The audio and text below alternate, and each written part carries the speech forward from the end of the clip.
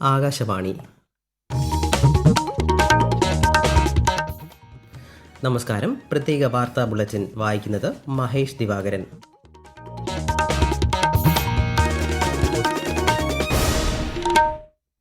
പ്രധാന വാർത്തകൾ.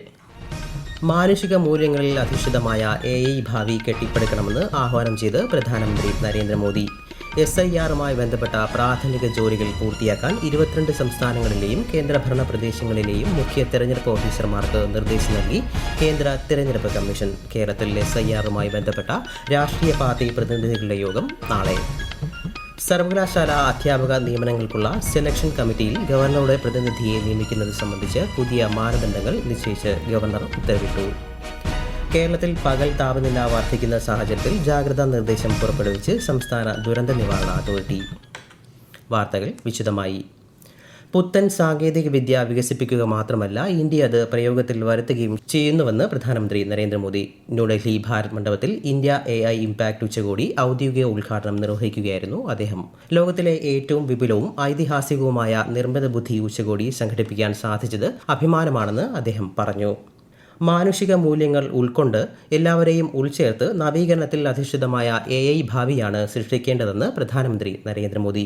ഡൽഹിയിൽ നടക്കുന്ന ഇന്ത്യ AI ഇംപാക്ട് ഉച്ചകോടിയിൽ ലീഡേഴ്സ് പ്ലീനറിയെ അഭിസംബോധന ചെയ്യുകയായിരുന്നു അദ്ദേഹം. സ്റ്റാർട്ടപ്പുകൾ, ഗവേഷകർ, വിദ്യാർത്ഥികൾ, അക്കാദമിക് സ്ഥാപനങ്ങൾ തുടങ്ങിയവയ്ക്ക് കുറഞ്ഞ നിരക്കിൽ 38,000 ഗ്രാഫിക്സ് പ്രോസസ്സിംഗ് യൂണിറ്റുകളിലേക്ക് പ്രവേശനം നൽകുന്ന പൊതു പ്ലാറ്റ്ഫോം രാജ്യത്ത് ആരംഭിച്ചതായി കേന്ദ്രമന്ത്രി Ashwini Vaishnaw. India AI impact ഉച്ചകോടിയുടെ ഔദ്യോഗിക ഉദ്ഘാടന ചടങ്ങിനെ അഭിസംബോധന ചെയ്യുകയായിരുന്നു അദ്ദേഹം. നിർമ്മിത ബുദ്ധി എല്ലാ മേഖലകളിലും സമഗ്രമാറ്റം കൊണ്ടുവരുന്ന അടിസ്ഥാന സാങ്കേതിക വിദ്യയാണെന്നും ശ്രീ അശ്വിനി വൈഷ്ണവ് പറഞ്ഞു. Advancing understanding of real-world AI usage through anonymized and aggregated insight to support evidence-based policy making on job, skills and economic transformation. The second is strengthening multilingual and contextual evaluations of AI systems to ensure that AI works effectively across languages, cultures and real-world use cases, especially in the global south. Together, these efforts mark an important step towards shaping AI that is not only powerful but also inclusive, development-oriented and globally relevant. തീവ്ര voter പട്ടിക പരിഷ്കരണവുമായി ബന്ധപ്പെട്ട പ്രാഥമിക ജോലികൾ പൂർത്തിയാക്കാൻ 22 സംസ്ഥാനങ്ങളിലെയും കേന്ദ്രഭരണ പ്രദേശങ്ങളിലെയും മുഖ്യ തെരഞ്ഞെടുപ്പ് ഓഫീസർമാർക്ക് കേന്ദ്ര തെരഞ്ഞെടുപ്പ് കമ്മീഷൻ നിർദ്ദേശം നൽകി. കർണാടക, ആന്ധ്രാപ്രദേശ്, ഡൽഹി, പഞ്ചാബ് അടക്കമുള്ള സംസ്ഥാനങ്ങൾക്കാണ് നിർദ്ദേശം. ഏപ്രിൽ മാസത്തോടെ SIR നടപടിക്രമങ്ങൾ ആരംഭിക്കുമെന്ന് പ്രതീക്ഷിക്കുന്നതായും പ്രാരംഭ പ്രവർത്തനങ്ങൾ വേഗത്തിലാക്കുമെന്നും കമ്മീഷൻ ആവശ്യപ്പെട്ടു. കേരളത്തിൽ SIR-മായി ബന്ധപ്പെട്ട മുഖ്യ തെരഞ്ഞെടുപ്പ് ഓഫീസറുടെ നേതൃത്വത്തിൽ രാഷ്ട്രീയ പാർട്ടി പ്രതിനിധികളുടെ യോഗം നാളെ ചേരും. രാവിലെ 11 മണിക്ക് തിരുവനന്തപുരത്താണ് യോഗം. അംഗീകൃത ദേശീയ, സംസ്ഥാന രാഷ്ട്രീയ പാർട്ടികളുടെ പ്രതിനിധികൾ യോഗത്തിൽ പങ്കെടുക്കും. അന്തിമ വോട്ടർ പട്ടിക മറ്റന്നാൾ പ്രസിദ്ധീകരിക്കും. പ്രധാനമന്ത്രി നരേന്ദ്രമോദി ആകാശവാണിയിലൂടെ ജനങ്ങളുമായി ആശയങ്ങൾ പങ്കുവയ്ക്കുന്ന പ്രതിമാസ റേഡിയോ പ്രഭാഷണ പരിപാടി മൻ കി ബാത്ത് ഞായറാഴ്ച. പരിപാടിയുടെ 131-ാം പതിപ്പാണ് ഇത്. ദൂരദർശന്റെയും ആകാശവാണിയുടെയും എല്ലാ ശൃംഖലകളിലും പരിപാടി ലഭ്യമാകും. മൻ കി ബാത്തിലേക്കുള്ള ആശയങ്ങളും അഭിപ്രായങ്ങളും MyGov, നമോ ആപ്പ് എന്നിവയിലൂടെയോ 1800117800 എന്ന ടോൾ ഫ്രീ നമ്പറിലോ നാളെ വരെ അറിയിക്കാവുന്നതാണ്.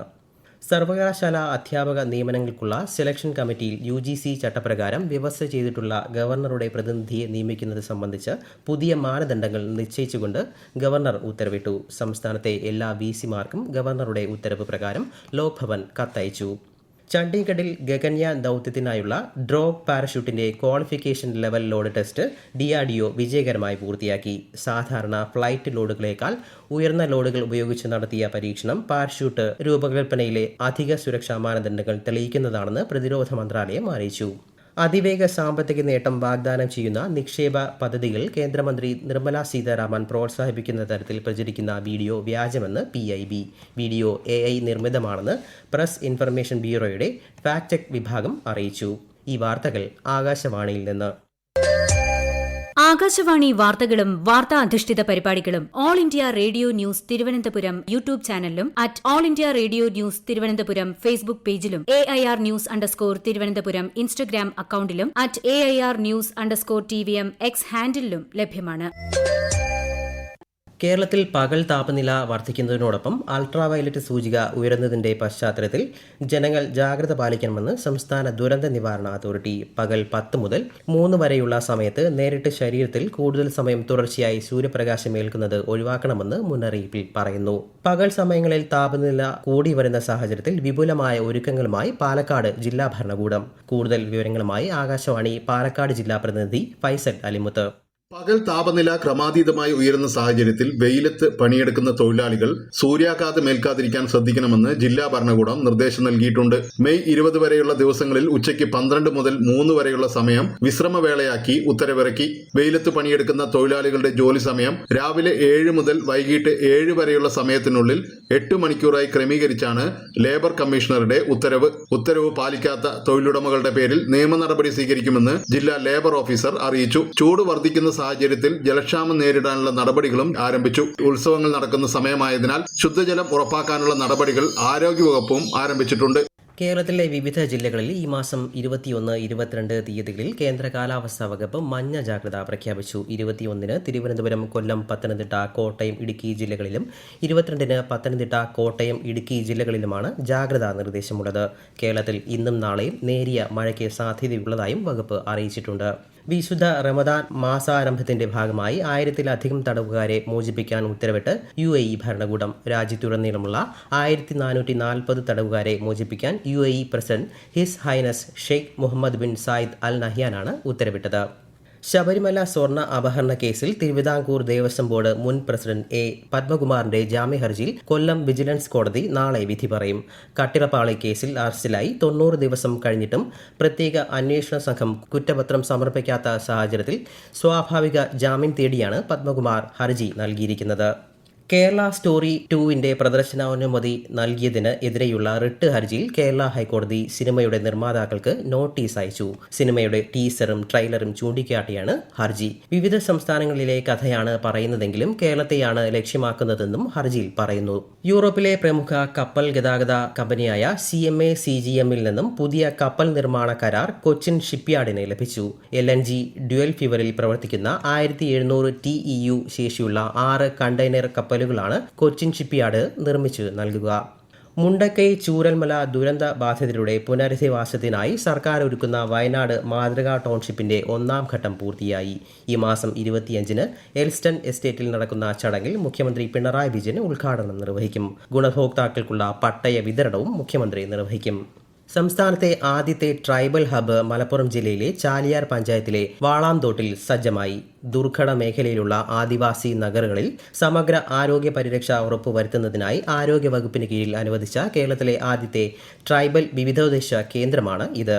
പരാതി പരിഹാരത്തിന് ഉപരിയായി ഉപഭോക്തൃകാര്യ വകുപ്പിനെ ശക്തമായ എൻഫോഴ്സ്മെന്റ് ഏജൻസിയാക്കി മാറ്റാനാണ് സർക്കാർ ലക്ഷ്യമിടുന്നതെന്ന് മന്ത്രി GR അനിൽ.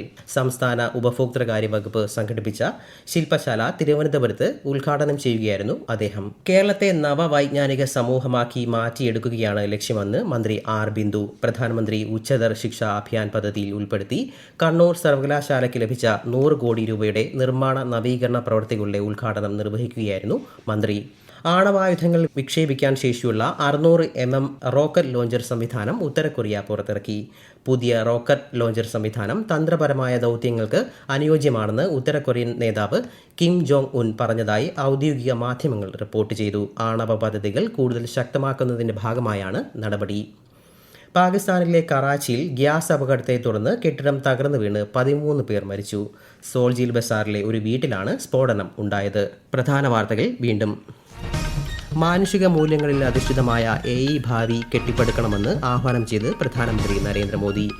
SIR-മായി ബന്ധപ്പെട്ട പ്രാഥമിക ജോലികൾ പൂർത്തിയാക്കാൻ 22 സംസ്ഥാനങ്ങളിലെയും കേന്ദ്രഭരണ പ്രദേശങ്ങളിലെയും മുഖ്യ തെരഞ്ഞെടുപ്പ് ഓഫീസർമാർക്ക് നിർദ്ദേശം നൽകി കേന്ദ്ര തെരഞ്ഞെടുപ്പ് കമ്മീഷൻ. കേരളത്തിൽ SIR-മായി ബന്ധപ്പെട്ട രാഷ്ട്രീയ പാർട്ടി പ്രതിനിധികളുടെ യോഗം നാളെ.